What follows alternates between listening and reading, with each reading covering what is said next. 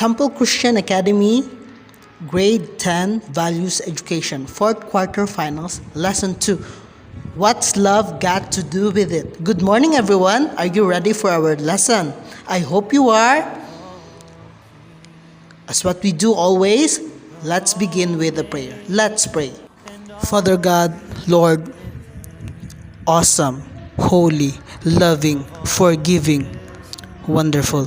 Dear Father, we ask for the forgiveness of all our sins committed that caused you displeasure. Lord, please do forgive us all the things we have done wrong, spoken wrong, even for the thoughts, dear Father. Lord, please be with us. We thank you for everything, another chance, dear Father, you have given us to once again take another lesson. We pray for you to bless us with all that is in store. Grant us peace. We bring to you all the glory, honor, and praise, all the thanks you alone deserves from each of us. In the name of Jesus Christ, our Lord and our Savior, your only begotten Son. Amen. Okay, let's do this. Are you ready? Here we go. Okay, a statement from Josh McDowell that says God designed sex to be part of a loving marriage relationship only.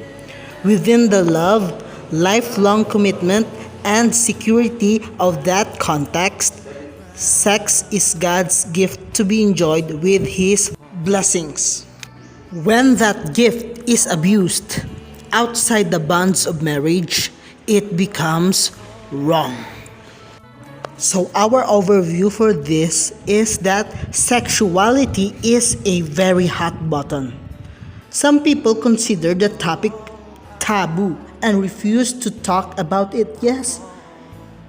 Others openly air passionate views on various issues of sexuality.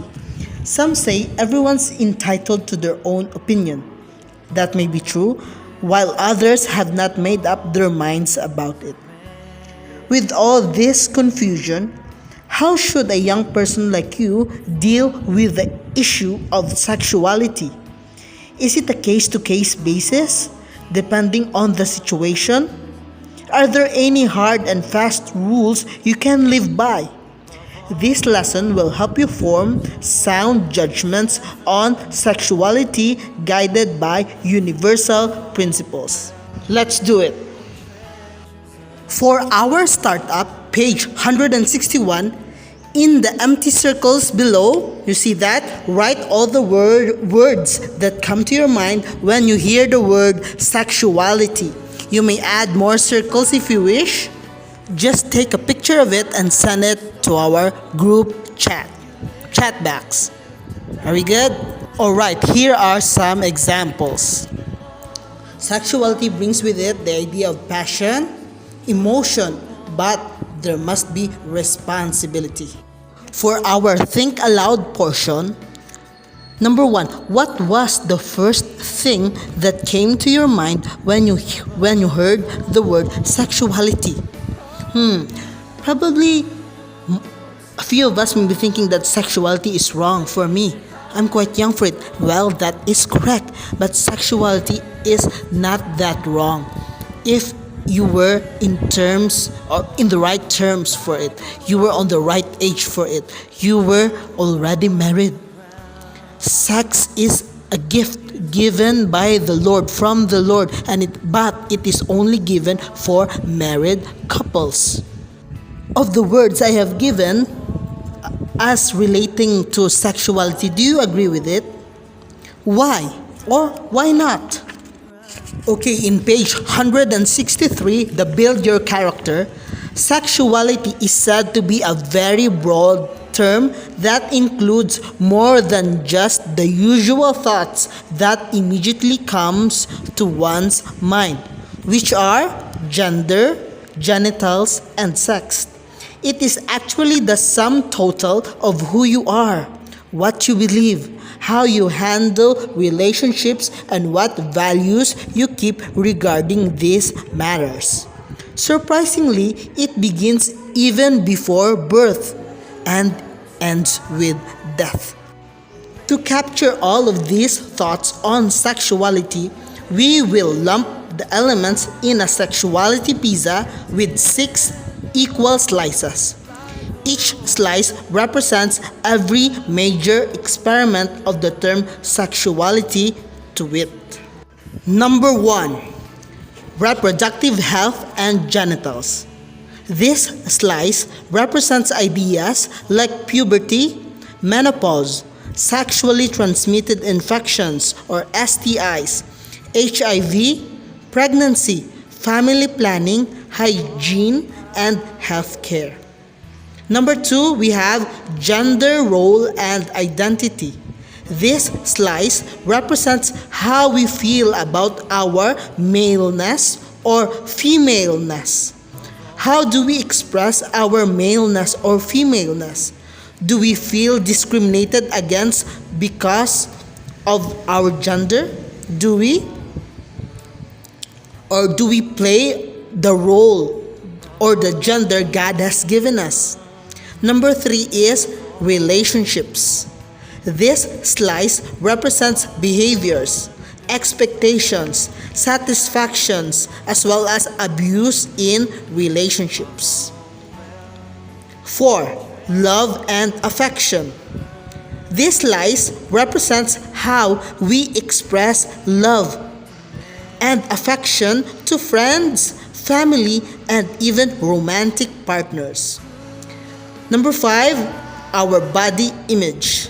This slice represents how we feel about our body, how we treat our body, and how attractive we feel. 6 is sexual orientation. This slice represents who we are romantically attracted to. Now on page 164, we have the issues on sexuality. Number 1 comes first, premarital sex or PMS. Premarital sex is sexual intercourse before marriage, usually by 2 single individuals. It is also called PMS and fornication.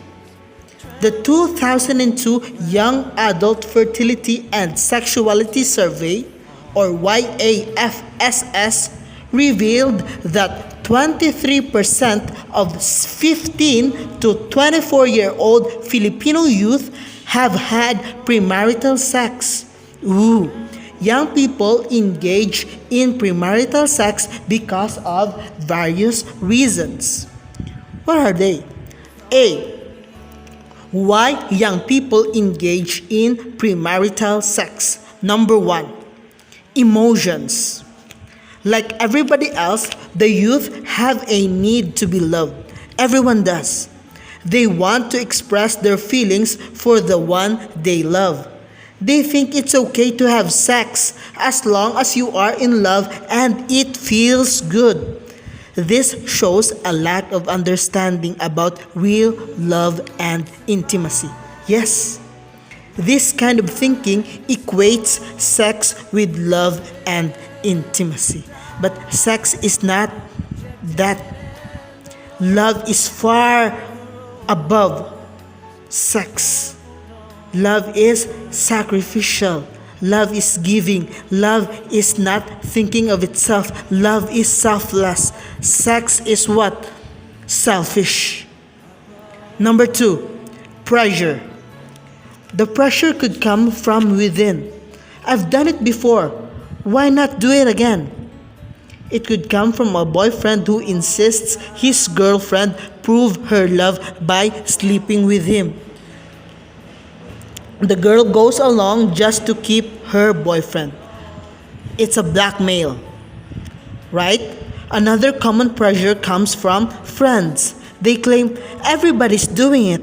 Or perhaps they tease someone who is still a virgin. Thus, the pressure to be one of them, to be in, cool, or hip is on each one of us. So don't be hooked or don't be fooled by the crowd just by teasing. Tell them, keep it up. I'm not falling for it. That's one of my alibis. Number 3, rebellion. Young people are at the verge of independence in their lives. They want to prove something for themselves. They want to show the world that they have grown up. That's all what we want, right? And from our books, it is stated that they simply want to go against the teachings and values of their parents. Oh, how sweet it is to disobey, right? Not just parents, also for religion or other authority in their lives. Number four is curiosity. It's normal for young people to be curious. And one of the things they are very curious about is sex. Their curiosity is stimulated when friends, classmates, or anyone else who have tried it will say, you've got to do it also. Others take the attitude of what? Sampling the goods, having a test drive, or just having a taster of the sample when approaching a relationship. So you are advised, students, not to fall for it. Curiosity is a thing for us to use that we may learn and not to fall on something or anything deep. Okay, number five, we have media. Media constantly bombard us with messages that encourage premarital and extramarital sex. Because of young people's exposure to sex-oriented TV, movies, music, literature, and advertising, the impact media has is great. So we see premarital sex in from everywhere. TV and everything, movies, music, literature, and advertisements. So where else could we be going to be safe from this kind of idea bombarding the minds of our younger brothers and even ourselves? We should heed this kind of warning.